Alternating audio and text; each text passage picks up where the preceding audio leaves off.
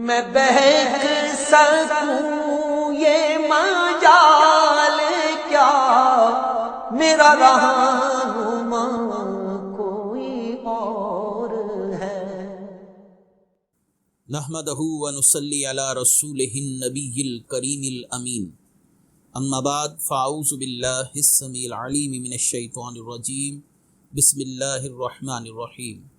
قال اللہ تبارک و تعالی فی القرآن الحکیم، ان اللہ وملائکتہ یصلون علی النبی یا ایہا الذین آمنوا صلوا علیہ وسلموا تسلیما۔ الصلاۃ والسلام علیک یا رسول اللہ، الصلاۃ والسلام علیک یا نبی اللہ، الصلاۃ والسلام علیک یا شفیع المذنبین وعلی آلک واصحابک یا رحمۃ للعالمین۔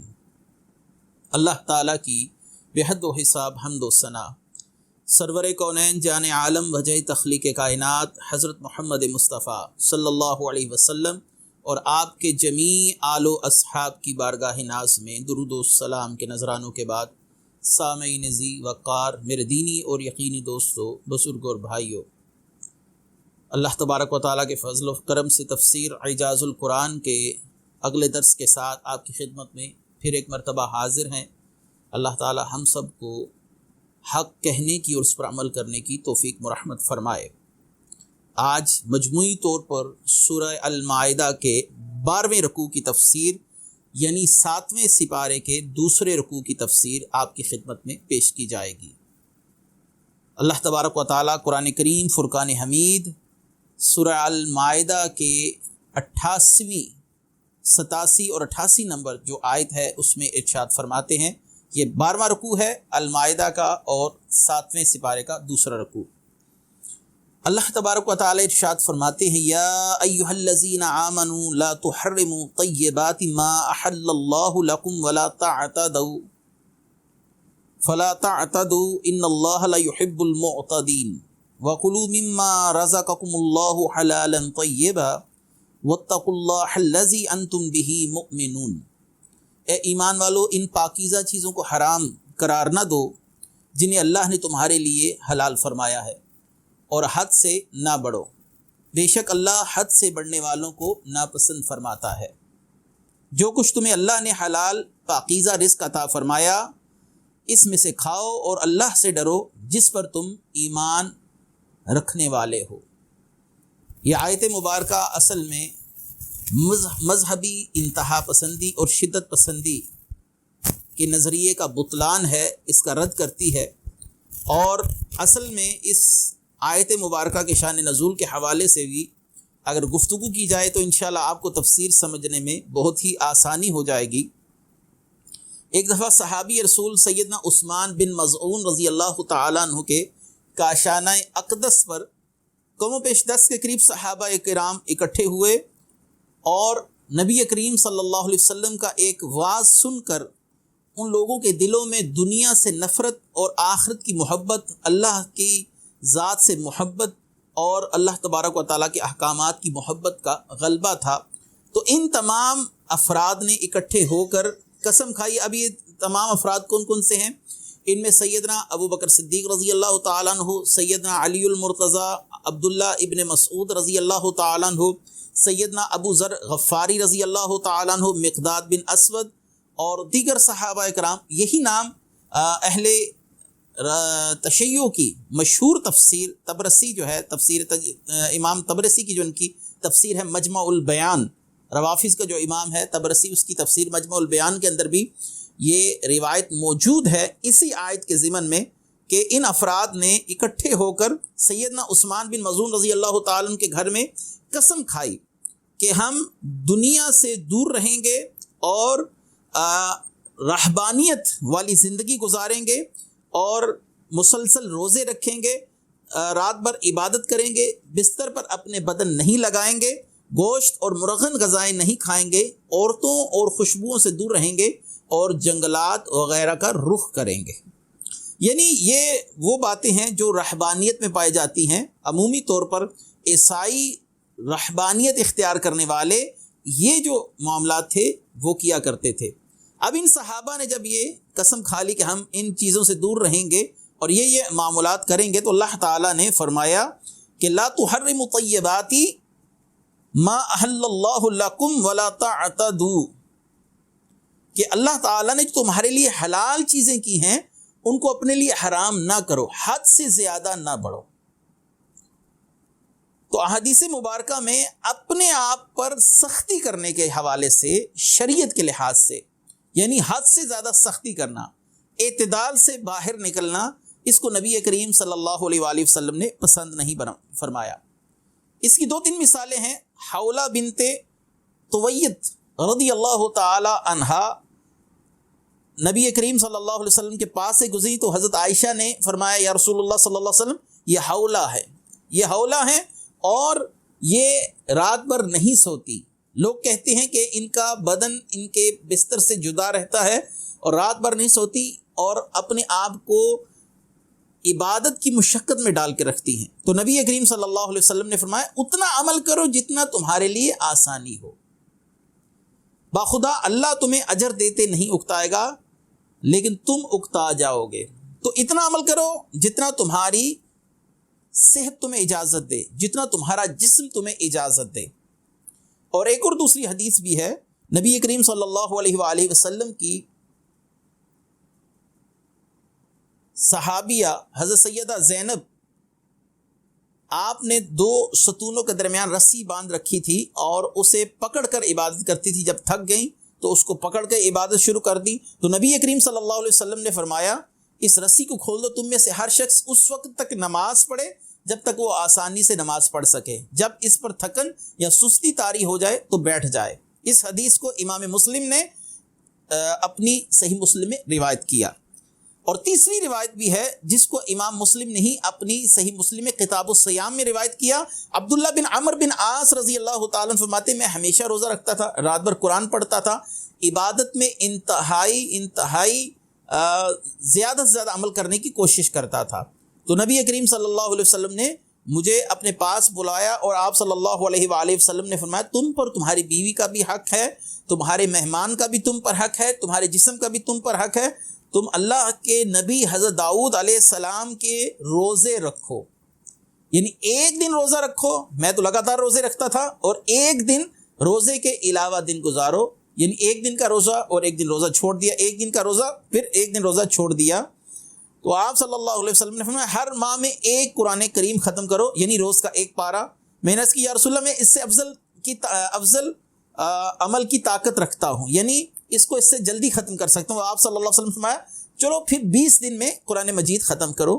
تو میں نے کہا یا رسول اللہ میں اس سے افضل کی طاقت رکھتا ہوں۔ تو آپ صلی اللہ علیہ وسلم نے فرمایا 10 دن میں قرآن مجید کو ختم کر لو۔ میں نے عرض کیا اس سے افضل کی طاقت رکھتا ہوں، تو آپ نے فرمایا پھر 7 دن میں قرآن کریم ختم کر لو اور اس سے زیادہ اپنے آپ کو مشقت میں نہ ڈالو، کیونکہ تمہاری بیوی کا بھی تم پر حق ہے، تمہارے مہمان کا بھی تم پر حق ہے، اور تمہارے جسم کا بھی تم پر حق ہے۔ تو ماشاءاللہ معلوم ہوا کہ اسلام دین اعتدال ہے، جو حقوق اللہ کے ساتھ ساتھ حقوق العباد کی طرف بھی برابر توجہ دیتا ہے اور انسان کو ایک معتدل اور متوازن زندگی گزارنے کی طرف لاتا ہے۔ تو اس آیت مبارکہ جس کی میں تشریح بیان کر رہا ہوں، صحابہ اکرام نے ہر چیز سے کٹ کر صرف دین اسلام کے لیے خود کو وقف کرنے پر کہ عزم کا اظہار کیا۔ تو رسول کریم صلی اللہ علیہ وآلہ وسلم کی احادیث مبارکہ کی روشنی میں اور قرآن کریم کی اس آیت مبارکہ کی روشنی میں فلا تعتدوا ان اللہ لا يحب المعتدین، اللہ حد سے بڑھنے والوں کو پسند نہیں کرتا۔ وَكُلُوا مِمَّا رَزَقَكُمُ اللَّهُ حَلَالًا طَيِّبًا، اور تمہیں اللہ نے جو دیا رزق حلال ان پاک چیزوں کو کھاؤ۔ وَاتَّقُوا اللَّهَ، اللہ سے ڈرو جس پر تم ایمان رکھتے ہو۔ تو خود سے کسی چیز کو چھوڑا نہیں جا سکتا، یہ حلال چیز ہے تو اس کو چھوڑ دیا، اس سے مجھے یہ فوائد حاصل ہوں گے۔ اچھا یاد رکھیے یہاں پر کسی کے ذہن میں سوال ہوگا، صوفیہ بہت سی مباح چیزوں پر خود سے پابندی لگا لیتے ہیں، تو یاد رکھیے کہ ان کا معاملہ بالکل ایسے ہی ہے جیسے ایک مریض کا معاملہ ہوتا ہے جو اپنی صحت کو مد نظر رکھتے ہوئے بہت سی چیزوں سے اجتناب کرتا ہے، اگرچہ وہ اس کے عقیدے اور نظریے کے مطابق حلال ہوں۔ تو صوفیہ کرام جب مجاہدے اور ریاستیں کرتے ہیں تو ان کو اس حال پر قیاس کرنا چاہیے کہ جیسے کوئی مریض اپنی پرہیز کی خوراک جو ہے اس سے اجتناب کر رہا ہے، اور ایک مرحلے سے گزر کر جب وہ اس مرحلے سے گزر جاتا ہے تو اس چیز کو اپنے لیے حلال کا اعتقاد رکھتے ہوئے استعمال کرتا ہے. یقیناً یہ وہ مقام ہے جو عام لوگوں کی سوچ سے بالا تر ہے، عام لوگوں کی سوچ سے بلند تر ہے. یاد رکھا جائے کہ صوفیہ کرام ان چیزوں کو اپنے لیے حرام نہیں قرار دیتے، فقط کچھ دنوں کے لیے ان سے استفادہ اور مستفیض ہونا خود کو روک دیتے ہیں اور مجاہدے اور ریاستیں کرتے ہوئے اس مقام تک آپ پہنچتے ہیں کہ اللہ تبارک و تعالیٰ ان کو ان کے مقصود تک پہنچا دیتا ہے. اللہ تبارک و تعالیٰ قرآن کریم فرقان حمید میں ارشاد فرماتے ہیں لا یؤاخذکم اللہ باللغو فی ایمانکم ولکن یؤاخذکم بما عقدتم الایمان فکفارتہ اطعام عشرۃ مساکین من اوسط ما تطعمون اہلیکم او کسوتہم او تحریر رقبۃ فلم یجد فصیام ثلاثۃ ایام ذلک کفارۃ ایمانکم اذا حلفتم واحفظوا ایمانکم کذالک یبین اللہ لکم آیاتہ لعلکم تشکرون. اللہ تمہاری فضول قسموں پر پکڑ نہیں فرمائے گا، البتہ ان قسموں پر گرفت فرمائے گا جنہیں تم مضبوط کر لو تو ایسی قسم کا کفارہ 10 مسکینوں کو اس طرح کا درمیانے درجے کا کھانا دینا ہے جو تم اپنے گھر والوں کو کھلاتے ہو، یا ان 10 کو کپڑے دینا ہے، یا ایک مملوک یعنی غلام یا لونڈی کو آزاد کرنا ہے. تو جو نہ پائے تو 3 دن کے روزے یہ تمہاری قسموں کا کفارہ ہے. جب قسم کھاؤ اور اپنی قسموں کی حفاظت کرو، اس طرح اللہ تم سے اپنی آیتیں بیان فرماتا ہے تاکہ تم شکر گزار بن جاؤ. اللہ تعالیٰ تمہیں تمہاری قسموں پر نہیں پکڑے گا. اس سے پہلی آیت مبارکہ میں آپ نے تفسیر سنی کہ کچھ صحابہ نے قسم کھا لی کہ ہم فلاں حلال چیز سے استفادہ نہیں کریں گے، یہ چیز نہیں کھائیں گے، اپنا انداز زندگی اس طریقے سے گزاریں گے. تو اب اللہ تبارک و تعالیٰ نے اگلی آیت مبارکہ میں قسمیں کھانے کے بعد اس کے معاملات کو واضح کیا ہے. کون سی قسم پوری کرنا ضروری ہے، کس پر کفارہ دینا لازم آتا ہے، اور کس قسم کو توڑ دینا یہ ضروری ہوتا ہے. تو اب یہ صحابہ کرام پریشان ہوئے کہ ہم نے قسم کھا لی تھی، یہ عمل بھی نہیں کریں گے، یہ عمل بھی نہیں کریں گے. تو اس صورتحال کے مد نظر ان آیات کا نزول ہوا. اس سے پہلی آیات میں آپ نے صحابہ کے حوالے سے سن لیا کہ انہوں نے بعض حلال چیزوں سے کچھ لباس اپنے اوپر حرام کر لیے، دنیا سے کنارہ کشی اختیار کر لی، مزید انہوں نے اس پر قسمیں بھی کھا لی. تو اللہ تعالیٰ نے اس چیز سے انہیں منع فرمایا. اب انہیں پریشانی تھی ہم اپنی قسموں کا کیا کریں. اس پر اللہ تعالیٰ نے یہ آیت نازل فرمائی. یاد رکھیے قسم 3 قسم کی ہے: یمین لغو، یمین غموس، یمین منعقدہ. یمین لغو وہ قسم کہ آدمی کسی واقعے کو اپنے خیال میں صحیح جان کر قسم کھائے اور حقیقت میں وہ معاملہ ویسے نہ ہوا ہو. مثلا ماضی میں کسی مسئلے کے متعلق اگر کسی انسان نے ایک عمل کیا گزشتہ زمانے کے متعلق، اس نے یہ کام کیا تھا اور حقیقتاً اس نے وہ کام نہیں کیا ہوتا. مثلا ایک شخص یہ قسم کھا لے کہ میں نے 10 لوگوں کو کھانا کھلایا تھا، میں اس پر قسم کھاتا ہوں کہ میں نے کھلایا تھا، اور حقیقتاً اس نے نہ کھلایا ہو، لیکن اس کو غالب گمان ہو میں نے 10 لوگوں کو کھانا کھلایا تھا، اور وہ جان بوجھ کر جھوٹ نہیں بولا. اس جملے کو آپ ذہن میں رکھیے کہ وہ جان بوجھ کر جھوٹ نہیں بولا، اپنی دانست میں وہ صحیح کہہ رہا ہے، مگر حقیقت میں اگرچہ وہ صحیح نہیں تو اسے یمین لغو کہتے ہیں. اس پر اللہ تعالیٰ پکڑ نہیں فرماتا کیونکہ اس کی نیت صحیح ہے، اس نے جان بوجھ کر جھوٹ نہیں بولا، قصداً جھوٹ نہیں بولا، اس لیے شریعت میں اس مسئلہ پر پکڑ نہیں، اس پر کوئی کفارہ لازم نہیں آتا، نہ ہی آخرت میں اس پر کوئی عذاب ہے کیونکہ اس نے جان بوجھ کر جھوٹی قسم نہیں کھائی، اسے مغالطے کی صورتحال کا سامنا ہے. اس لیے اللہ تبارک و تعالیٰ نے فرمایا لا یؤاخذکم اللہ باللغو فی ایمانکم، اللہ تمہاری لغو قسموں پر پکڑ نہیں فرماتا. یہ ہے قسم کی پہلی قسم. اس کے بعد آ جاتی ہے قسم کی دوسری قسم جس کو ہم پڑھتے ہیں یمین غموس. جھوٹی قسم کسی گزشتہ واقعے کے متعلق جان بوجھ کر جھوٹی قسم کھانا، یعنی معلوم ہے کہ میں نے یہ عمل نہیں کیا. ایک شخص کسی کے سامنے قسم کھائے کہ میں لاہور گیا تھا، میں فیصلہ آباد گیا تھا، لیکن اب اس کو پتا ہے کہ میں جھوٹ بول رہا ہوں، تو ایسی قسم کھانا یہ حرام ہے. اور اس قسم پر جھوٹی قسم کھانے والا گناہ اور عذاب اخروی، غموس کا مطلب اصل میں ہوتا ہے ڈوب جانا، تو ایسا شخص چونکہ گناہ میں ڈوب گیا جھوٹی قسم کھا کر، دنیا میں تو اس کا کفارہ نہیں ہے، البتہ اس پر اسے آخرت میں عذاب ضرور دیکھنا پڑے گا کیونکہ اس نے جھوٹ بولا ہے۔ ماضی میں ایک واقعہ ہوا اور وہ جانتا بھی ہے کہ میں نے نہیں کیا لیکن قسم کھا رہا ہے کہ میں نے یہ عمل کیا، تو ایسا شخص آخرت میں تو سزاوار ہے، اس کو سزا دی جائے گی لیکن دنیا میں اس کا کوئی کفارہ نہیں ہے۔ تیسرا یہ ہے جس کو یمین منعقدہ کہتے ہیں، جو کسی آئندہ کے معاملے پر اسے پورا کرنے یا پورا نہ کرنے کے لیے کھائی جائے۔ کسی صحیح معاملے پر کھائی گئی تو ایسی قسم توڑنے سے ممانعت ہے، یعنی ایک شخص نے قسم کھائی کہ میرا یہ کام ہو جائے تو اللہ کی قسم میں 20 نوافل پڑھوں گا، میں 5 نماز باجماعت پڑھا کروں گا، 10 لوگوں کو کھانا کھلاؤں گا، یہ نیکی کے کام کی قسم، اس کو تو پورا کرے گا۔ اور ایسی قسم کو توڑا تو اس پر کفارہ بھی لازم ہے۔ اور ایک قسم یہ ہے کہ اگر کوئی شخص کسی گناہ کی قسم کھا لے کہ میں یہ عمل ضرور کروں گا اور اس نے خود کو نیکی سے روکنے کی قسم کھائی ہے، جیسے کہ اس صورتحال میں ہے کہ ہم یہ چیز جائز نہیں کھائیں گے، ہم یہ معاملہ نہیں کریں گے، یعنی حلال چیزوں سے استفادہ نہیں کریں گے، تو یہ قسم توڑے گا اور اس پر کفارہ لازم آئے گا۔ اللہ تبارک و تعالیٰ نے اس کفارے کی صورتحال بھی آگے بیان فرما دی ہے۔ وہ کیا ہے کہ مسکین کو کھانا کھلانا، اطعام 10 مساکین۔ اللہ تعالیٰ نے یمین منعقدہ کے متعلق 3 کفارے بیان کیے ہیں، ان میں سے کوئی ایک اختیار کیا جا سکتا۔ اطعام 10 مساکین، 10 مسکینوں کو اپنی گنجائش کے مطابق کھانا کھلایا جائے، یعنی انہیں صبح و شام 2 وقت پیٹ بھر کر کھانا کھلایا جائے، اور کھانا بھی وہ ہو جو آپ اور آپ کے اہل کھانا کھاتے ہیں، یہ نہیں کہ گھٹیا سا ان کو کھانا کھلایا جائے۔ یہ بھی جائز ہے کہ ان 10 مساکین میں سے ہر مسکین کو ایک صدقہ فطر یعنی فطرانہ جس کو کہتے ہیں اس کی رقم دے دی جائے، اور یہ فطرانہ اور یہ کھانا غیر مسلم مسکین کو بھی دیا جا سکتا ہے۔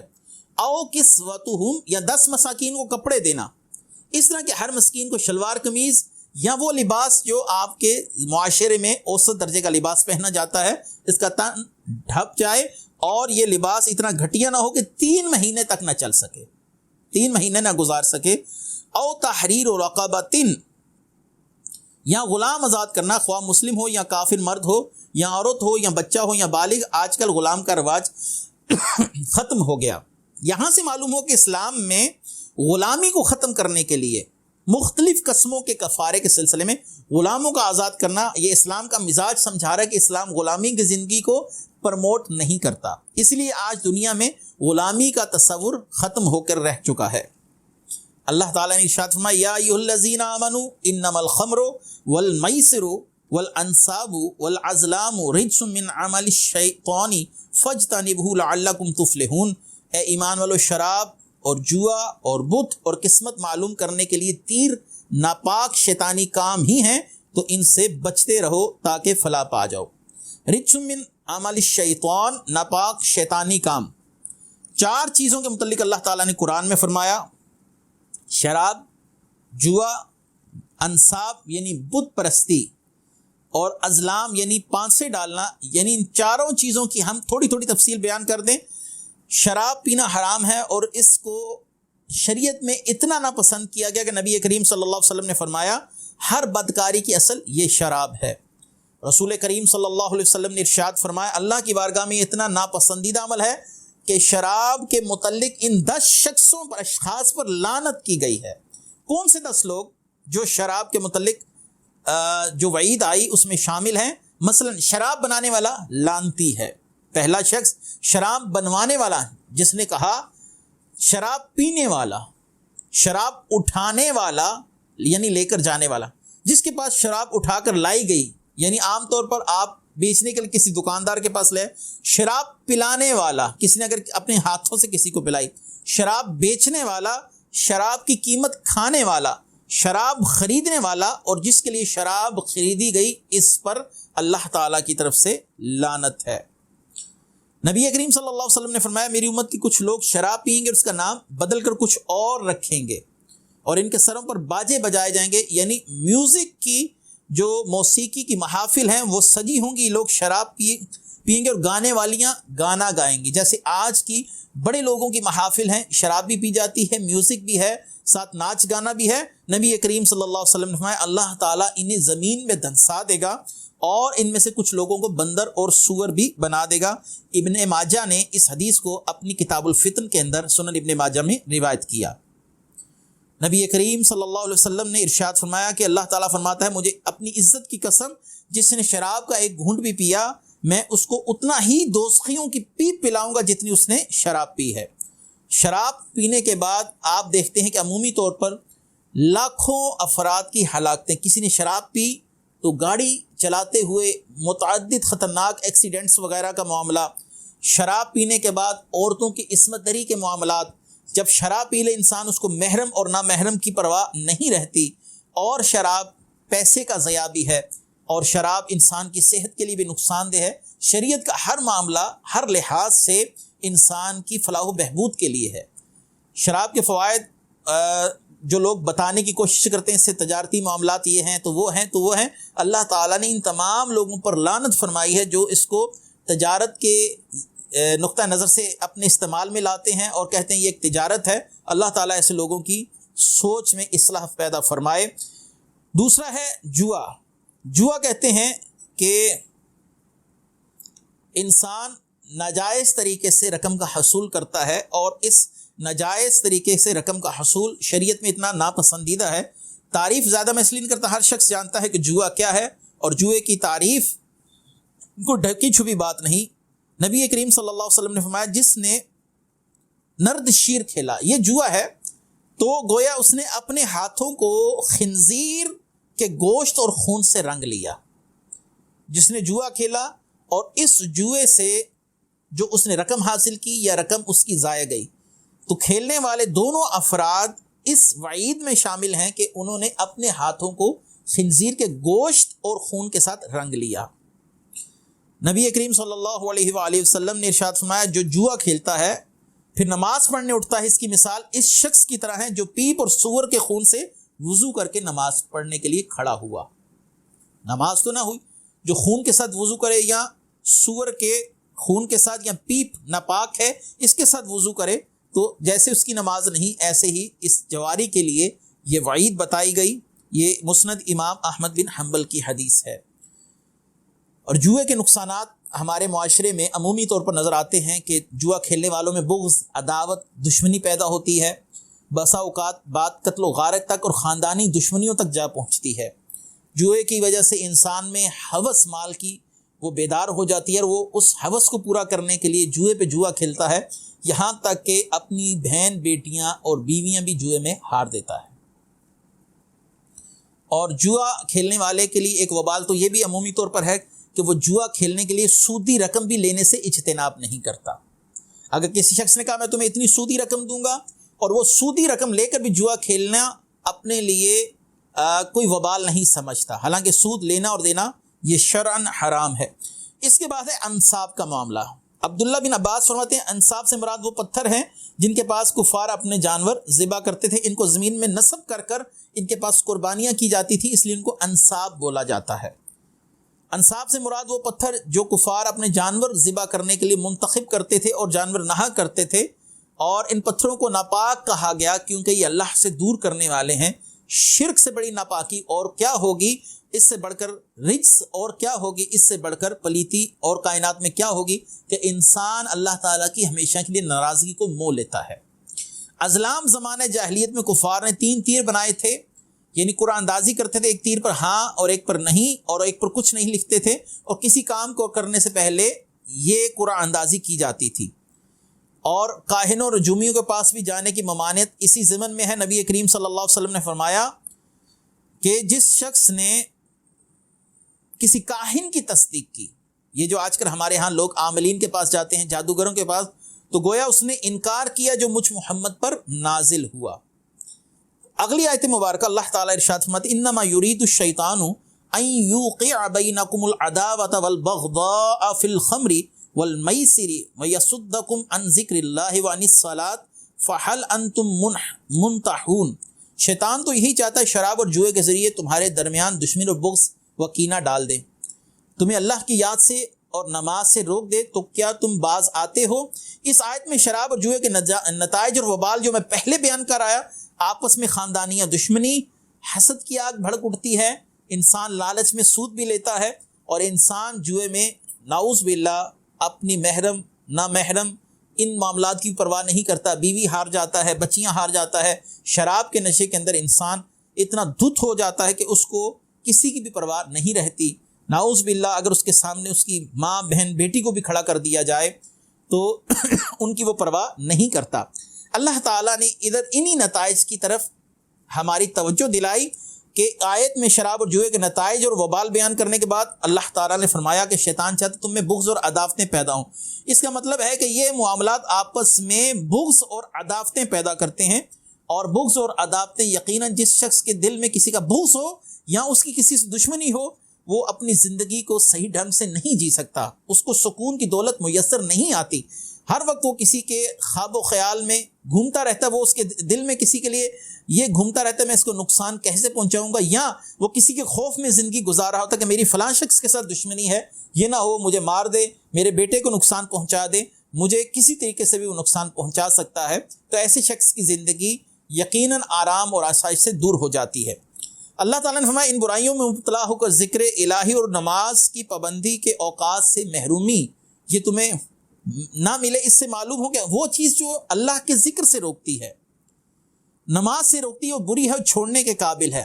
اگرچہ اس آیت کے اندر شراب اور جوئے کا ذکر ہے، لیکن ہر وہ عمل جو آپ کو نیکی کے کام سے روکتا ہے، جیسے آج ہم ٹیلی ویژن دیکھتے ہیں، نمازوں کی پرواہ نہیں ہے، ویڈیو گیمز کا معاملہ ہے، نمازوں کی پرواہ نہیں ہے، دیگر دنیا کی مصروفیات ہیں، نمازوں کی پرواہ نہیں ہے، تو یہ تمام کے تمام معاملات جو اللہ کے ذکر سے روکیں، نمازوں سے روکیں، وہ فی نفسی اگر جائز بھی ہوں تو حرام ہو جاتے ہیں۔ اس کی مثال میں آپ کو یہ دیتا ہوں کہ جمعے کی اذان کے بعد تجارت حرام ہو جاتی ہے۔ کیوں؟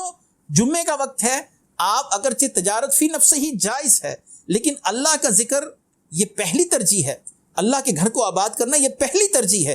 جب آپ کو آپ کا تجارت کا معاملہ، آپ کو آپ کا کمانے کا معاملہ اگر اللہ کے ذکر سے روک دے تو وہ بھی حرام ہو جاتا ہے۔ یہ تو چیزیں فی نفسی ویسے بھی حرام ہیں، جوا اور شراب وغیرہ۔ اللہ نے فرمایا وَأَطِيعُوا اللَّهَ وَأَطِيعُوا الرَّسُولَ وَاحْذَرُوا فَإِن تَوَلَّيْتُمْ فَاعْلَمُوا أَنَّمَا عَلَى رَسُولِنَا الْبَلَاغُ الْمُبِينُ۔ اللہ کا حکم مانو اور رسول کا حکم مانو اور ہوشیار رہو، پھر اگر تم پھر جان جاؤ تو جان لو کہ ہمارے رسول پر تو صرف واضح طور پر تبلیغ فرمانا لازم ہے۔ یعنی اللہ اور اس کے حبیب نے جس کا کام کا تمہیں حکم دیا اور جس کام سے منع کیا ان کا حکم مانو، احکامات اور ممنوعات میں، اور اللہ اور اس کے حبیب کی مخالفت سے اجتناب کرو۔ اگر تم منہ پھیر لو جو تمہیں حکم دیا گیا ہے تو اس سے نبی کی ذات کو تم کوئی نقصان نہیں پہنچا سکتے۔ نبی کا کام تبلیغ کرنا تھا، نبی نے تبلیغ کر دی، اگر تم نے اب عمل نہیں کیا تو اس سے نبی کی ذات پر کوئی حرج نہیں آئے گا، اس میں تمہارا اپنا نقصان ہے۔ قرآن نے کہا جس نے نیکی کی اپنے فائدے کے لیے کی اور جس نے برائی کی اس نے اپنے نقصان کے لیے کی، اس سے اللہ رسول کی ذات پر کوئی فرق نہیں پڑتا۔ داتا صاحب نے لکھا اگر پوری کائنات کے لوگ اللہ کی نافرمانی پر متحد ہو جائیں تو اللہ تعالیٰ کی ذات پر بھی کوئی فرق نہیں پڑتا۔ اگر تمام کے تمام لوگ اللہ کی اطاعت پر متحد ہو جائیں تو اللہ تعالیٰ کی بادشاہت میں کوئی اضافہ نہیں ہوتا۔ اللہ تعالیٰ فرماتے لیس علی الذین آمنوا وعملوا الصالحات جناح فیما طعموا اذا متقوا وآمنوا وعملوا الصالحات ثم اتقوا وآمنوا ثم اتقوا واحسنوا واللہ یحب المحسنین۔ جو ایمان لائے انہوں نے نیک عمل کیے جن پر کھانے میں کچھ کوئی گناہ نہیں، جبکہ ڈریں اور ایمان رکھیں اور اچھے عمل کریں، پھر ڈریں، ایمان رکھیں، پھر ڈریں اور نیکیاں کریں، اللہ نیکی کرنے والوں پر محبت فرمانے والا ہے۔ کچھ صحابہ کے دلوں میں یہ خیال ہے کہ جو شراب حرام کیے جانے سے پہلے جو صحابہ اکرام اس دنیا سے رخصت ہو گئے، یعنی شراب پیتے تھے لیکن اس وقت شراب حرام نہیں تھی، تو اللہ ان کے ساتھ کیا معاملہ فرمائے گا؟ تو اس آیت میں اللہ تعالیٰ نے ان لوگوں کے متعلق اعلان کیا کہ اللہ تعالیٰ ان پر کوئی پکڑ نہیں فرمائے گا، کیونکہ شراب اس وقت حرام نہیں تھی۔ اس وقت شراب حرام نہیں تھی تو اللہ تعالیٰ نے پہلی لفظ میں جو اتقو فرمایا، اس سے مراد ڈرنا، پرہیز کرنا، 3 مرتبہ یہ لفظ فرمایا گیا۔ پہلے سے مراد شرک سے بچنا، حرام کاموں سے بچنا، اور تیسرے سے مراد شبہات کو ترک کر دینا۔ یہ تقوی کے 3 درجات ساتھ میں بیان ہوئے۔ اللہ تعالیٰ ہمیں اسلام پر کامل طریقے سے عمل کرنے کی توفیق مرحمت فرمائے۔ وآخر دعوانا ان الحمد للہ رب العالمین۔ میں بہک سکوں یہ مجال کیا میرا رہا